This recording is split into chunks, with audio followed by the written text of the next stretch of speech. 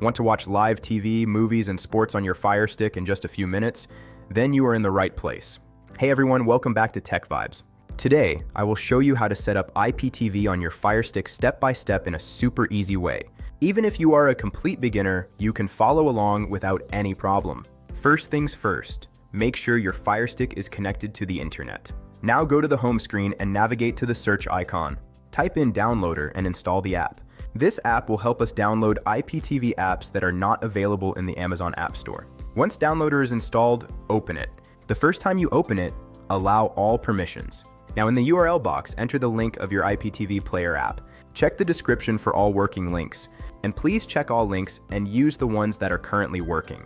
After entering the link, click Go and wait for the app to download. Once the download is complete, click Install. After installation, you can delete the APK file to save space. Now open the IPTV player app you just installed.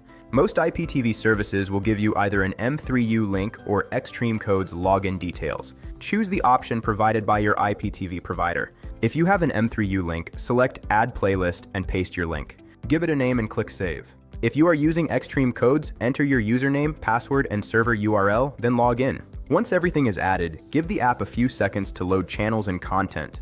And that's it. You now have IPTV running on your Firestick. Now let me give you some quick tips to make your experience better. Always use a stable internet connection for smooth streaming.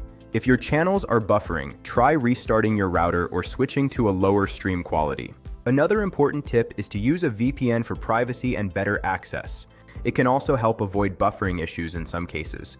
Also, make sure your IPTV subscription is active. If channels are not loading, double check your login details or playlist link. And one common mistake people make is entering the wrong URL or outdated links. So again, check the description for all working links. And please check all links and use the ones that are currently working.